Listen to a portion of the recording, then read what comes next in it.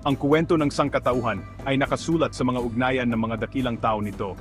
Kakaunti ang mga kasaysayang kasing haba, kasing komplikado, o kasing dramatiko ng sa pagitan ng mga tao ng Persia at Israel. Ito ay isang kuwento na umaabot ng mahigit 2.5 milenyo, isang malawak na larawan ng mga imperyo, hari, propeta, at revolusyon. Ito ay isang kuwento na nagsisimula hindi sa labanan, kundi sa isang gawa ng pambihirang biyaya at pampulitikang pananaw. Ang mga Persian, isang sinaunang tao mula sa malawak na kapatagan ng kasalukuyang Iran, at ang mga Israelita, ang bayan ng Tipan mula sa mga burol ng Judea, ay may pinagsamang nakaraan na madalas nakakalimutan sa ingay ng modernong geopolitika. Ang kanilang mga kapalaran ay nagkaisa sa isang sandali ng krisis at kaligtasan, isang mahalagang pangyayari na humubog sa kinabukasan ng Hudaismo at sa huli ng mundo. Upang maunawaan ang mahaba at paikot-ikot na daan na ito, kailangan nating ibalik ang ating isip sa panahon ng naglalakihang imperyo at nagapi ng mga kaharian. Ang Persia, sa ilalim ng Achaemenid dynasty nito, ang kauna-unahang superpower sa mundo, isang napakalaking imperyo na umaabot mula sa Indus River hanggang sa mga baybayin ng Greece. Ang Israel, o mas tamang sabihin, ang kaharian ng Juda, ay isang maliit ngunit matinding malayang estado na nasa pagitan ng mga dakilang kapangyarihan ng Ehipto at Mesopotamia. Ang kanilang kasaysayan ay hindi lamang para sa mga historiador at arkeologo. Ito ay nabubuhay sa mga sagradong teksto, sa mga pambansang alaala, at sa mismong mga bato ng mga lungsod tulad ng Jerusalem at Persepolis. Ang sinaunang ugnayan na ito ang pundasyon kung saan nabuo ang mga siglo ng interaksyon, parehong magiliw at magkaaway, at ang mga alingaw-ngaw nito ay malakas na umaalingaw-ngaw sa mundong ating ginagalawan ngayon, sa araw na ito, Hunyo 18, 2025. Ang kahalagahan ng kasaysayang ito ay hindi maaring palakihin. Hinahamon nito ang ating modernong pagpapalagay tungkol sa gitnang silangan, na nagpapaalala sa atin na ang mga alyansa at pagkakagulo ngayon ay hindi panghabang buhay. May panahon na ang Persya, ang mabait na gapagbantay ng mga Hudyo, ang nagbigay daan sa kanilang relihiyoso at pambansang muling pagkabuhay. Ang makasaysayang katotohanan ito ay nakasulat sa Hebrew Bible, kung saan ang mga haring Persian ay pinupuri bilang mga instrumento ng kalooban ng Diyos. Ang paggalugad sa malalim na nakaraan na ito ay nagpapakita ng mas pinong at mas masalimuot na larawan ng rehiyon, isang lugar kung saan ang pagpapalitan ng kultura, paggalang sa isa't isa, at estratehikong kooperasyon ay posible noon. Ito ay isang kuwento na puno ng matatayog na figura, mula sa mapagbigay na si Cyrus the Great hanggang sa banal na eskriba na si Ezra, na ang mga aksyon ay nag-iwan ng hindi mabuburang marka sa parehong sibilisasyon. Ang sanaysay na ito ay maglalakbay sa pinagsamang kasaysayan na iyon, mula sa sinaunang utos na muling itinayo ang Jerusalem hanggang sa komplikado at madalas na mahirap na ugnayan sa pagitan ng mga modernong estado ng Iran at Israel. Susuriin natin ang mga mataas na punto ng kooperasyon at ang kalaliman ng salungatan, sinusundan ang ugnayan na nag-uugnay sa korte ni Xerxes sa mga lansangan ng Tel Aviv at Tehran.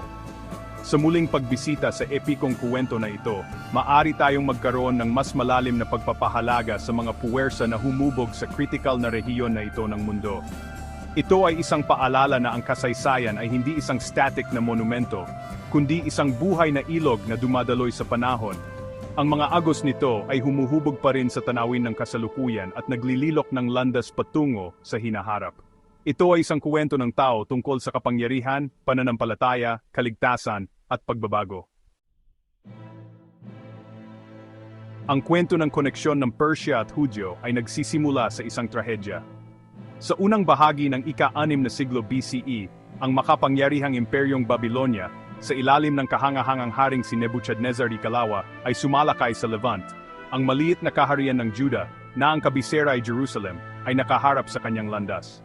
Matapos ang serye ng mga paghihimagsik, naubos ang pasensya ni Nebuchadnezzar. Noong 586 BCE, winasak ng kanyang mga hukbo ang Jerusalem. Sinira nila ang napakagandang templo ni Solomon, ang mismong puso ng espiritual at pambansang buhay ng mga Hudyo. Ang mga pader ng lungsod ay giniba, ang mga palasyo nito ay sinunog, at ang mga sagradong bagay nito ay ninakaw at dinala sa Babylonia. Ito ay isang pambansang sakuna na hindi may larawan ng laki, isang pangyayari na bumalot sa kamalayan ng mga Hudyo magpakailanman. Ngunit ang pagkasira ay hindi ang katapusan ng parusa. nagpatupad si Nebuchadnezzar ng patakaran ng malawakang pagpapatapon. Ang mga piling tao ng lipunang Judean, ang mga pari, ang mga eskriba, ang mga artisan at ang mga maharlika ay sa pilitang pinaglakad patungo sa pagpapatapon. Dinala sila sa puso ng imperyo ng kanilang mananakop, sa lupain sa pagitan ng mga ilog ng Tigris at Euphrates, sa modernong panahong Iraq. Ito ang Babylonian captivity, isang panahon ng matinding kawalan ng pag-asa at krisis sa espiritual para sa mga Hudyo. Binunot mula sa kanilang lupain ng ninuno, nahiwalay sa kanilang banal na lungsod at mga guho ng kanilang templo, napilitan silang humanap ng paraan upang mapanatili ang kanilang pagkakakilanlan at kanilang pananampalataya sa isang dayuhan, pagano na lupain. Dito, sa tabi ng mga ilog ng Babylonia, sila ay sikat na umupo at umiyak nang maalala nila ang Zion. Ang buhay sa Babylonia ay isang matinding pagsubok. Napapalibutan ang mga ipinatapon ng isang makapangyarihan at sopistikadong kultura na may sariling panteon ng mga Diyos at naglalakihang ziggurat. Napakalaki ng tukso na makibagay na iwanan ng mga tradisyon ng kanilang mga ninuno. Gayunpaman, sa panahon mismo ng pagpapatapon na ito, nagkaroon na malalim na pagbabago ang Judaismo. Kung walang templo para sa sakripisyo, ang sentro ng buhay relihiyoso ay lumipat sa pagpapanatili ng mga sagradong teksto, ang pagtalima sa Sabat, at ang pagtitipon ng komunidad sa panalangin. Ang sinagoga ay nagsimulang lumitaw bilang isang bagong sentro ng buhay ng mga Hudyo. Ang mga propeta, tulad ni Ezekiel at ang hindi kilalang tinig na kilala bilang ikalawang Isaias, ay nag-alok ng mga mensahe ng pag-asa at pagtubos na nangangakong hindi pinabayaan ng Diyos ang kanyang bayan at na posible ang pagbabalik sa Zion. Ang panahong ito ng paghihintay at pag-asa ay tumagal ng halos kalahating siglo. Ang imperyong Babylonia ay tila hindi magagapi, ang kapangyarihan nito ay ganap. Ang mga ipinatapon na Hudyo ay makapagdasal lamang para sa isang himala, para sa pagbabago sa geopolitical landscape na maaring magpahintulot sa kanila na makabalik sa bahay. Tumingin sila sa silangan, kung saan may bagong kapangyarihan na bumabangon, isang kapangyarihan na malapit ng hamunin ang Babylonia para sa kakataas-taasan ng sinaunang mundo. Ang bumabangon na kapangyarihan na ito ay ang Persia. Ang kapalaran ng mga Hudyo at ang kinabukasan ng kanilang relihiyon ay nakasalalay na ngayon sa kamay ng isang bagong dinastiya ng mga hari mula sa talampas ng Iran. Nakahanda na ang entablado para sa isa sa mga pinakakangahangang pagtatagpo sa sinaunang kasaysayan, isang pagtatagpo na magbabago sa kapalaran ng Israel magpakailanman. Ang himala na ipinanalangin ng mga Hudyo na ipinatapon ay dumating sa anyo ng isang lalaking nagngangalang Cyrus. Si Cyrus the Great, nagtatag ng Achaemenid Persian Empire, ay isa sa mga pinakamatalinong pinuno ng militar at politika sa buong kasaysayan. Nang umakyat siya sa trono ng maliit na kaharian ng Anshan, pinag-isa niya ang mga tribong Persian at Median at nagsimula sa isang serye ng mga nakamamanghang pananakop. Gumawa siya ng isang malawak at multi-etnikong imperyo na binuo hindi lamang sa lakas ng militar, kundi sa isang revolusyonaryong patakaran ng pagpaparaya at paggalang sa mga kaugalian at relihiyon ng mga sinakop na tao. Ito ay isang radical na paglihis mula sa malupit na gawain ng kanyang mga naunang Assyrian at Babylonian na namuno sa pamamagitan ng takot at malawakang pagpapatapon. Naunawaan ni Cyrus na ang isang matatag na imperyo ay pinakamahusay na nabuo sa katapapatan ng mga sakop nito. Noong 539 BCE, si Cyrus at ang kanyang Persian army ay nakatayo sa harap ng malalaking pader ng Babylonia. Ang lungsod, na dating kinatatakutan ng sinaunang mundo, ay bumagsak sa mga Persian na may kaunting pagdanak ng dugo, isang pangyayari na itinuring ng marami sa loob ng lungsod bilang isang pagpapalaya. Para sa mga Hudyo na ipinatapon na nakatira sa Babylonia, ang pagdating ni Cyrus ay ang katuparan ng propesya. Nagsalita ang propetang si Isaias tungkol sa isang pinuno mula sa silangan, isang pastol at isang pinahiran, isang Mesyas na gagamitin ng Diyos upang ibalik ang kanyang bayan sa kanilang lupain. Pinanood mga Hudyo nang may hininga ang pagkuha ng bagong mananakop na ito sa imperyo na nagpahirap sa kanila sa loob ng ilang dekada. Ang kanyang mga susunod na aksyon ang magtatakda ng kanilang kapalaran at magbabago sa takbo ng kanilang kasaysayan. Tapat sa kanyang reputasyon sa pagiging mapagbigay, naglabas si Cyrus ng isang dekreto na tila hindi kapanipaniwala sa mga Hudyo na ipinatapon. Ang proklamasyong ito, na sikat na naitala sa Syro-Cylinder at sa biblikal na aklat ni Ezra, ay nagpahintulot sa iba't ibang tao na ipinatapon ng mga Babylonian na bumalik sa kanilang mga lupain. Higit na partikular para sa mga Hudyo, malinaw na pinahintulutan ng dekreto ang kanilang pagbabalik sa Juda at binigyan sila ng pahintulot na itayo muli ang kanilang templo sa Jerusalem. Hindi lang sila pinayagan ni Cyrus na umalis, aktibo niyang sinuportahan ang proyekto. Iniutos niya na ibalik ang mga sagradong sisidlan na ninakaw mula sa templo ni Nebuchadnezzar at nagbigay ng pondo ng imperyo upang tulungan ang pagpopondo sa napakalaking gawain ng muling pagtatayo. Ito ay isang gawa ng pamamahala at kabutihang loob na walang kapantay sa sinaunang mundo. Ang nag-iisang gawaing ito ang nagpatibay sa lugar ni Cyrus the Great bilang isang iginagalang na figura sa tradisyon ng mga Hudyo. Siya lamang ang hindi Hudyo sa Hebreyong Biblia na tinawag na Mesiyas, isang titulo na inilaan para sa isang itinalaga ng Diyos na tagapagligtas. Ang kanyang patakaran ay hindi ipinanganak ng purong altruismo. Siyempre, ito rin ay matalinong politika. Sa pagpapahintulot sa mga Hudyo na bumalik at muling itayo ang kanilang banal na lungsod, lumikas siya ng isang tapat at nagpapasalamat na populasyon sa isang estratehikong mahalagang buffer zone sa pagitan ng Persia at ng karibal nito, ang Ehipto. Gayunpaman, ang epekto ng kanyang dekreto ay malalim. Tinapos nito ang Babylonian exile, sinimulan ang pagbabalik sa Zion, at pinahintulutan ng mga Hudyo na simulan ang proseso ng pambansa at relihiyosong pagpapanumbalik. Nagsimula ang isang bagong kabanata sa ilalim ng mapagpalang proteksyon ng Imperyo ng Persia. Ang utos ni Cyrus na dakila ay nagdulot ng malaking pag-asa at kagalakan sa mga Judeanong ipinatapon sa Babylonia. Ang matagal nang hinihintay nilang pagbabalik sa Zion ay sa wakas ay nalalapit na. Ang mga unang grupo ng mga nagbalik, sa pangunguna ni Sheshbazzar at kalaunan ni Zerubbabel, isang inapo ng angka ng hari na si David, ay nagsimula sa mahirap na paglalakbay pabalik sa kanilang lupang ninuno. Dumating sila sa isang lupain na sira at mahirap. Ang Jerusalem ay wasak, ang mga pader nito ay giba at ang banal nitong bundok, ang Temple Mount, ay isang tiwangwang na lupain. Ang gawain sa kanilang harapan ay napakalaki. Ang muling itayo hindi lamang ang isang lungsod at isang templo, kundi isang lipunan na nawasak sa loob ng 2 henerasyon. Ang mga unang taon ay puno ng hirap at hamon. Ang mga nagbalik na ipinatapon ay humarap sa maraming balakid. Ang lokal na populasyon na nanatili sa lupain, pati na rin ang mga karatigbayan tulad ng mga Samaritano, ay madalas na laban sa proyekto.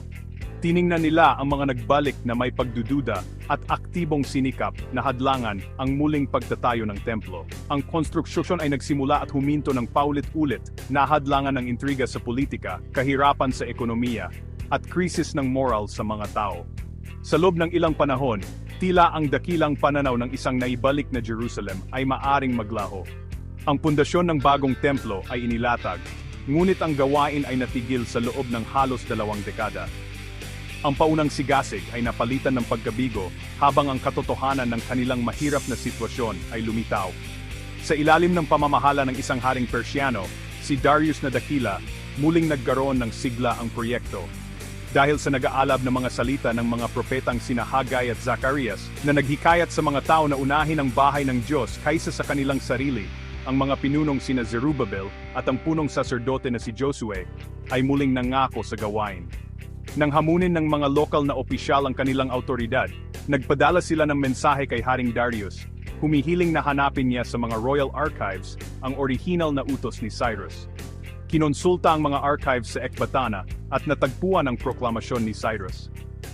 Hindi lamang pinagtibay ni Darius ang utos kundi naglabas din siya ng bago na nag-utos sa mga lokal na gobernador na magbigay ng buong suporta para sa proyekto mula sa kaban ng hari at nagbabala sa sinumang makikialam ng matinding parusa. Sa buong suporta ng Imperyong Persiano, natapos ang paggawa sa templo. Noong 516 BCE, 70 taon pagkatapos ng pagkawasak nito, ang ikalawang templo ay inilaan sa Jerusalem. Ito ay isang sandali ng labis na kagalakan at malalim na kahulugan. Bagaman marahil ay hindi kasing ganda ng orihinal na gusali ni Solomon, ang bagong templo ay nanindigan bilang isang makapangyarihang simbolo ng kaligtasan ng mga Judyo, katatagan at pananampalataya sa tipan. Ito ang naging walang pag-aalinlangan na sentro ng buhay ng mga Judyo sa loob ng sumunod na 6 na siglo. ang mismong pag-iral nito ay direktang resulta ng patakaran ng Persya. Ang mga haring Achaemenid, sa kanilang karunungan, ay hindi lamang nagpalaya sa mga Judyo, kundi sinuportahan din ang pagpapanumbalik ng kanilang sentro ng relihiyon, na nag-iwan ng pangmatagalang pamana na nakaukit sa mga sagradong bato ng Jerusalem. Nang matapos itayo ang ikalawang templo, ang Juda, na isa ng maliit na probinsya sa malawak na imperyo ng Persya na kilala bilang Yehud Medinata, ay nagsimula ng bagong yugto ng pag-iral nito. Ang buhay sa ilalim ng pamumuno ng Persya ay, sa totoo lang, sa halos lahat ng oras, payapa at matatag. Pinahintulutan ng mga haring Achaemenid ang kanilang mga nasasakupan na magkaroon ng malaking kalayaan sa lokal na pamamahala, lalo na sa mga usapin ng relihiyon at panloob na batas, hanggat nagbabayad sila ng buwis at nananatiling tapat sa korona. Para sa komunidad ng mga Hudyo sa Yehud, nangangahulugan ito na pinamamahalaan sila ng kanilang sariling punong saserdote at isang konseho ng mga matatanda na nangangasiwa sa mga gawain mula sa bagong tayong Jerusalem. Sa panahong ito, naganap ang pagpatatag ng pagkakakilanlang panrelihiyon ng mga Hudyo na hinubog ng karanasan ng pagpapatapon at pagbabalik. Isang mahalagang sandali sa panahong ito ang pagdating ng dalawang maimpluwensyang tao mula sa diaspora ng mga Hudyo sa Persya, sina Nehemiah at Ezra. Si Nehemiah, na nagsilbing mataas na tagapagdala ng kopa sa haring Persyano na si Artaxerxes I, ay lubos na nalungkot sa mga ulat tungkol sa sira-sirang kalagayan ng mga depensa ng Jerusalem. Matagumpay siyang nakiusap sa hari para sa pahintulot na pumunta sa Jerusalem bilang gobernador at itayo muli ang mga pader nito. Taglay ang mga sulat at yaman mula sa hari, dumating si Nehemiah sa Jerusalem. At sa kabila ng matinding pagtutol mula sa mga kalapit na pinuno, inorganisa ang mga tao upang muling itayo ang mga pader ng lungsod sa loob ng kahangahangang 52 araw. Ang kanyang gawain ay nagbigay ng pisikal na seguridad sa lungsod at nagpanumbalik ng pakiramdam ng pagmamalaki at pagkakaisa sa mga naninirahan dito. Pagkatapos ng gawain ni Nehemiah sa mga pader, dumating si Ezra, isang saserdote at eskriba na dalubhasa sa batas ni Moises. Siya rin ay inatasan ni Artaxerxes I, na nagbigay sa kanya ng kapangyarihan na ipatupad ang batas ng mga Hudyo sa probinsya ng Yehud. Ang misyon ni Ezra ay pangunahing panrelihiyon at panlipunan. Nagdala siya ng kopya ng Torah, at sa isang dramatikong pampublikong seremonya sa Jerusalem, binasa niya ang batas sa mga nagtipong tao, mga lalaki, babae, at bata. Ang pangyayaring ito ay nagmarka ng isang mahalagang pagbabago, na nagpatibay sa Torah bilang sentral na konstitusyon ng mga Hudyo. Ang mga reforma ni Ezra ay naglalayong linisin ang komunidad, pinipigilan ang pag-aasawa sa mga dayuhan at nanawagan para sa isang panibagong pangako sa mga batas ng tipan na naghihiwalay sa Israel. Ang pinagsamang pagsisikap ni Nehemiah at Ezra, na parehong kumikilos sa ilalim ng buong pahintulot at suporta ng korona ng Persya, ay lubos na nagpabago sa Judaismo pagkatapos ng pagpapatapon. Nagtatag sila ng isang teokratikong komunidad na nakasentro sa templo at pinamamahalaan ng Torah. Ang panahong ito ng pagtangkilik ng Persya ay mahalaga sa kanonisasyon ng Bibliyang Hebreo at sa pag-unlad ng anyo ng Judaismo na mananatili sa loob ng libu-libong taon. Ang kuwento ni Esther, na naganap sa korte ng Persya sa Susa, sa ilalim ng isang hari na madalas na kinikilala bilang si Xerxes, ay lalo pang nagpapakita ng malalim na integrasyon ng mga Hudyo sa loob ng imperyo ng Persya, na naninirahan mula sa kabisera hanggang sa pinakamalayong probinsya, at nagtatampok sa potensyal para sa parehong pabor at panganib sa loob ng istrukturang imperyal.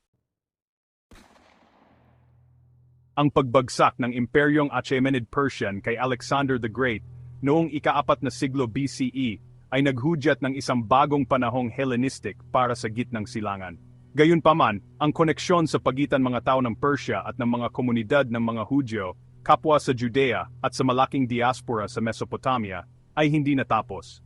Matapos ang pagkakawatak-watak ng imperyo ni Alexander, ang Persya ay kalaunang pinamunuan ng dalawang magkasunod na katutubong dinastiya, ang mga Parthian at ang mga Sassanid. Sa loob ng halos 1,000 taon, kinontrol ng mga imperyong ito ang mga lupain ng sinaunang Babylonia, kung saan patuloy na lumago ang isang malaki, masigla at matalinong populasyon ng mga Hudyo. Ang komunidad na ito ay nagtamasa ng malaking kalayaan sa ilalim ng pamamahala ng Persya, isang pamana na nagsimula pa noong panahon ni Cyrus. Sa ilalim ng Imperyong Parthian, na karaniwang mapagparaya sa iba't ibang relihiyosong minorya nito, ang komunidad ng mga Hudyo sa Mesopotamia ay umunlad. Pinamunuan sila ng kanilang sariling pinuno, na kilala bilang Exilarch, na nagsasabing nagmula sa lahi ni David, at kumilos bilang isang uri ng hari sa exile, na kumakatawan sa komunidad sa korte ng Parthian. Ang mga dakilang akademya ng mga rabi ng Sura at Pumbedita ay nagsimulang mabuo sa panahong ito. Ang mga akademya na ito ay naging kilalang sentro ng pag-aaral ng mga Hudyo sa buong mundo, kung saan ang mga henerasyon ng mga iskolar ay nagtalakay at nagbigay kahulugan sa batas at tradisyon ng mga Hudyo. Ang kanilang gawain ay mahalaga para sa kaligtasan at pag-unlad ng Rabbinic Judaism, lalo na matapos ang mapaminsalang pagkasira ng ikalawang templo ng mga Romano noong 70 CE. Ang pag-uspong ng dinastiyang Sassanid noong ikatlong siglo CE ay nagdulot ng mga bagong hamon. Itinatag ng mga Sassanid ang Zoroastrianism bilang relihiyon ng Estado, at sa simula ay hindi gaanong mapagparaya kaysa sa kanilang mga naunang Parthian. Nagkaroon ng mga panahon ng pag-usig kung saan pinaghihigpitan ang mga kaugalian ng mga Hudyo, minsan ay isinasara ang mga sinagoga, at ang komunidad ay nahaharap sa panggigipit mula sa masisigasig na mga paring Zoroastrian. Gayunpaman, ang mga panahong ito ng kahirapan ay madalas na pinagsasaluhan ng mahabang panahon ng katatagan at pagkakaisa. Ang komunidad ng mga Hudyo, na may itinatag na pamumuno at matibay na panloob na istruktura, ay nagpakita ng katatagan. Kinilala ng mga haring Sassanid, tulad ng mga Achaemenid, ang halaga ng isang maayos at tapat na populasyon ng mga Hudyo sa kanilang kaharian. Sa panahong ito ng Sassanid natapos ang isa sa mga pinakamahalagang tagumpay ng kasaysayan ng intelektual ng mga Hudyo, ang Babylonian Talmud. Ang malawak na kompendyum na ito ng batas, alamat at pilosopiya na pinagsama-sama sa mga akademya ng Sura at Pumbedita sa loob ng ilang siglo ay naging sentral na teksto ng Rabbinic Judaism, pangalawa lamang sa Torah mismo. Ang paglikha nito ay posible lamang dahil sa protektado at autonomong kapaligiran na karaniwang tinamasa ng komunidad ng mga Hudyo sa ilalim ng pamamahala ng Persya. Habang bumagsak ang Jerusalem at ang mga Hudyo sa kanlurang Roma ay nahaharap sa pag-usig, ang sentro ng pagkamalikhain at kaalaman ng mga Hudyo ay matatag ng umunlad sa Persian Mesopotamia, isang patunay sa walang hanggang, bagaman minsan ay komplikado, na relasyon sa pagitan ng dalawang sinaunang lahi na ito. Ang sinaunang kuwento ng Persya at Israel ay nagkaroon ng nakakagulat na pagbabago noong ika-20 siglo. Matapos ang libu-libong taon ng pinagsamang kasaysayan na karaniwang nakasentro sa malaking diaspora ng mga Hudyo sa Persya, ang relasyon ay pumasok sa isang bagong yugto ng politika sa pagtatatag ng modernong estado ng Israel noong 1948. Sa panahong ito, ang Persya, na kilala na ngayon bilang Iran, ay pinamumunuan ng dinastiyang Pahlavi. Matapos ang digmaang Arab-Israeli noong 1948, ang Iran ang naging pangalawang bansang mayorya ng Muslim pagkatapos ng Turkey na nagbigay ng de facto na pagkilala sa bagong estadong Hudyo. Ito ang simula ng isang panahon ng kahanga-hangang malapit, bagamat maingat, na kooperasyon sa pagitan ng dalawang bansa, isang pagtutulungan na tumagal ng 3 dekada at nakaugat sa pinagsamang estratehikong interes. Ang di-opisyal na alyansang ito ay pinatatakbo ng isang konsepto na kilala bilang Periphery Doctrine. Isinusulong ng unang punong ministro ng Israel si David Ben-Gurion, ang doktrina ay naglalayong bumuo ng mga alyansa sa mga bansang hindi Arabo sa paligid ng gitnang silangan upang kontrahin ang pot ng mga kalapit na bansang Arabo. Ang Iran, sa ilalim ni Shah Mohammad Reza Pahlavi, ay isang natural na kasosyo sa estratehiyang ito. Parehong itinuring ng Shah at ng pamunuan ng Israel ang pan-Arab nasyonalismo ng mga pinuno tulad ni Gamal Abdel Nasser ng Egypt bilang isang malaking banta sa kanilang sariling seguridad at katatagan ng rehiyon. Ang pinagsamang pananaw na ito ng banta ang bumuo ng pundasyon ng isang malalim at maraming aspeto ng relasyon na sumasaklaw sa kooperasyon sa militar, intelihansya at ekonomiya. Malawak ang pagtutulungan. Nagbigay ang Israel ng agrikultural na kaalaman sa Iran na tumulong sa modernisasyon ng sektor ng pagsasaka nito at tumulong sa pagpapaunlad ng infrastruktura nito. Bilang kapalit, naging mahalagang pinagmumula ng langis ang Iran para sa Israel, na nagpapadala ng krudo sa daungan ng Eilat sa pamamagitan ng Red Sea. Sa gayon ay iniiwasan ang Suez Canal na kontrolado ng Arabo.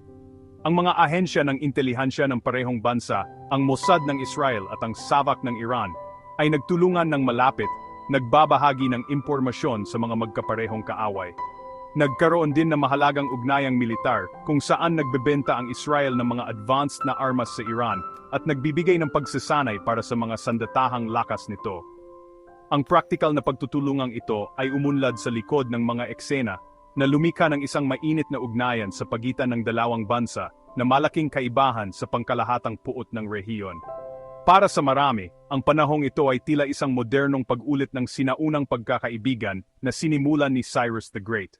Paminsan-minsan ay gumagawa ang Shah ng mga simbolikong kilos sa pinagsamang kasaysayang ito na itinuturing ang kanyang sarili bilang kahalili ng mga sinaunang haring Persiano na naging tagapagtaguyod ng mga Hudyo. Ang komunidad ng mga Hudyo sa loob ng Iran, isa sa pinakamatanda sa mundo, ay karaniwang nasiyahan sa isang panahon ng kasaganaan at seguridad sa ilalim ng kanyang pamumuno. Ang panahong ito ng pagtutulungan, gayunpaman, ay direktang nakatali sa persona ng Shah at sa kanyang rehimeng makakanluranin at sekular. Ang mga pundasyon ng pagkaibigang ito, na tila napakatibay, ay magiging marupok at ganap na masisira ng malaking lindol sa politika na malapit ng guluhin ang Iran. Ang estratehikong alyansa ng Iran at Israel ay biglang nagwakas noong 1979. Nang taong iyon, pinabagsak ng Rebolusyong Iranian, isang malawakang pag-aalsa ng mga tao, si Shah Mohammad Reza Pahlavi, at tinapos ang 2,500 taon ng monarkiyang pamamahala sa bansa. Nagdala ang revolusyon ng radikal na naibang rehimen, isang Islamikong republika na pinamunuan ng karismatiko at walang kompromisong klerigo, si Ayatollah Ruhollah Khomeini. Ang bagong pamunuan ay may pananaw sa mundo na lubos na kabaligtaran sa pananaw ng Shah. Labis itong anti-kanluranin, lalo na anti-Amerikano, at tinitingnan nito ang estado ng Israel hindi bilang isang estratehikong kasosyo, kundi bilang isang illegal na Zionistang entidad at isang imperialistang outpost sa gitna ng mundo ng Islam. Isa sa mga unang aksyon sa patakarang panlabas ng bagong revolusyonaryong gobyerno ay ang putulin ang lahat ng ugnayan sa Israel. Ang embahada ng Israel sa Tehran, isang simbolo ng dating malapit na relasyon, ay agad na isinara at ipinasa sa Palestine Liberation Organization, na ang pinuno, si Yasser Arafat, ay sinalubong sa Iran bilang isang bayani. Lahat ng formal na diplomatiko at komersyal na relasyon ay pinutol. Ang wikang ginamit ng bagong pamunuan ng Iran ay matalim at ganap. Madalas na tinutukoy ang Israel bilang maliit na Satanas, isang alagad ng dakilang Satanas, ang Estados Unidos. Ang ideolohikal na puot na ito ay naging sentral na haligi ng patakarang panlabas at pagkakakilanlan ng Islamic Republic. Ganap ang pagbabago. Mula sa isang tahimik na kaalyado, ang Iran ay naging isa sa pinakamatinding kaaway ng Israel. Ang mga dahilan ng malalim na pagbabagong ito ay komplikado. Para kay Ayatollah Khomeini at sa kanyang mga tagasunod, ang pagsalungat sa Israel ay isang pangunahing prinsipyo ng kanilang revolusyonaryong ideolohiyang Islamiko. Nakita nila ang hidwaan ng Israel at Palestine hindi bilang isang alitan sa teritoryo, kundi bilang isang relihiyosong labanan, at inilagay ang Iran bilang pinuno ng pandaigdigang komunidad ng Islam at pangunahing tagapagtaguyod ng layunin ng Palestine. Ang paninindigang ito ay nagsilbi rin sa isang layuning pampulitika na nagpapahintulot sa bagong rehimen na magtipon ng suporta sa loob ng bansa at sa buong mundo ng Muslim sa pamamagitan ng paggamit ng malawakang damdaming anti-Israel at pagkilala sa sarili mula sa mga monarkiya ng Arab na pro-kanluranin. Sa mga sumunod na dekada, ang puot na ito ang nagbigay kahulugan sa relasyon ng dalawang bansa. Sinimulan ng Iran na suportahan at pondohan ang mga grupong militante laban sa Israel, lalo na ang Hezbollah sa Lebanon at Hamas sa mga teritoryo ng Palestine. Nagpatuloy ito sa isang programang nukleyar na pinaniniwalaan ng Israel at ng malaking bahagi ng kanluraning mundo na naglalayong bumuo ng mga sandatang atomiko, isang posibilidad na tinitingnan ng Israel bilang isang banta sa kanilang pag-iral. Ang dalawang bansa ay nakikibahagi sa isang matagal ng tagong digmaan, isang komplikadong labanan na nilalabanan sa pamamagitan ng mga proxy force, cyber attacks, at targeted assassinations sa buong gitnang silangan. Ang panahon ng kabutihang loob ni Cyrus at ng pakikipagtulungan ng Shah ay tila isang malayo, halos mitolohikal na nakaraan na pinalitan ng isang bagong realidad ng malalim at mapanganib na antagonismo. Ang mahaba at magulong kasaysayan sa pagitan ng mga tao ng Persia at Israel ay isang makapangyarihang aral sa pabago-bagong katangian ng mga bansa at alyansa. Ito ay isang kuwento na lumalampas sa simpleng salaysay, isang paglalakbay mula sa pagliligtas tungo sa paghihiwalay, mula sa isang pinagsamang pinagmula ng sibilisasyon tungo sa isang malalim na bangin ng modernong hidwaan. Ang mapagpalang utos ni Cyrus the Great na nagbigay daan sa kapanganakan ng ikalawang templo ng Hudaismo ay nananatiling matalim, halos hindi kapani-paniwalang kaibahan sa umiiral na tunggalian na naglalarawan sa relasyon ng Iran at Israel ngayon. Ang pag-unawa sa malawak na makasaysayang arko na ito ay hindi lamang isang akademikong pagsasanay. Mahalaga ito para maunawaan ang malalim na komplikadong kalagayan ng kasalukuyang gitnang silangan. Pinapaalala nito sa atin na walang labanan ang itinakda at walang pagkakaibigan ang walang hanggan. Ang alaala ng pinagsamang nakaraan na ito, bagaman madalas na natatabunan ng mga patong ng modernong politika, ay hindi pa tuluyang nabubura. Sa loob ng Hebrew Bible, ang pamana ng mga haring Persian bilang mga tagapagtanggol at tagapagpalaya ay permanenteng nakasulat. Sa loob ng Iran, ang sinaunang komunidad ng mga Hudyo, bagaman mas maliit na mula noong revolusyon noong 1979, ay patuloy na umiiral, isang buhay na patunay sa libu-libong taon ng pagkakaisa. Ang mga makasaysayang alingaw-ngaw na ito ay nagbibigay ng isang mahalagang kontrasalaysay sa tila hindi malulutas na labanan sa kasalukuyan. Ipinapakita nila na ang relasyon ay hindi palaging pagkakapuot. Sa loob ng maraming siglo, ito ay nailalarawan ng pagtangkilik, pagpapalitan ng kultura, at kapwa-benepisyo, lalo na para sa mga Hudyo sa kanilang mga sandali ng matinding pangangailangan. Sa pagtingin sa kasalukuyang sitwasyon, sa araw na ito sa taong 2025, ang posibilidad ng pagkakasundo ay tila malayo. Ang ideological na agwat sa pagitan ng Islamic Republic of Iran at ng Estado ng Israel ay napakalawak, at ang kanilang estratehikong kompetisyon ay patuloy na nagpapalala ng kawalang tatag sa buong rehiyon. Gayunpaman, nag-aalok ang kasaysayan ng isang bahagyang pananaw, kung hindi man agad na pag-asa. Ipinapakita nito na ang dalawang sinaunang sibilisasyon na ito ay hindi nakatakdang maging magkaaway magpakailanman. Ang kanilang relasyon ay binago ng mga makapangyarihang pinuno at mga nagbabagong pangyayari sa nakaraan, mula kay Cyrus hanggang kay Khomeini, at maari itong muling mabago sa hinaharap ng mga puwersa na hindi pa natin nakikita. Ang mga tao mismo, mga tagapagmana ng mayaman at malalim na kultura, ay may mas mahabang kasaysayan na magkasama kaysa sa mga rehimeng kasalukuyang namamahala sa kanila. Sa huli, ang epikong kuwento ng Persia at Israel ay mahalaga dahil ito ay isang kuwento tungkol sa kakayahan ng tao para sa parehong malalim na biyaya at hindi malulutas na labanan. Hinahamon tayo nitong tingnan ng lampas sa mga headline at unawain ang mas malalim na makasaysayang agos na humuhubog sa ating mundo. Tinuturuan tayo nito na ang mga pagkakakilanlan ay komplikado, na ang kasaysayan ay puno ng mga sorpresa, at na ang nakaraan, sa kabuuan nito, ay nagtataglay ng mga susi sa pag-unawa sa kasalukuyan. Ang mahabang daan, mula sa Susa ni Cyrus hanggang sa modernong Tehran, mula sa Jerusalem ni Zerubbabel hanggang sa modernong Tel Aviv, ay isang paglalakbay na patuloy na nagbubukas, at ang huling destinasyon nito ay nananatiling hindi nakasulat. Ang mundo ay nanood, umaasang ang mga alingaw-ngaw ng sinaunang pagkakaibigan ay maaring isang araw ay mas malakas na marinig kaysa sa mga tambol ng modernong digmaan.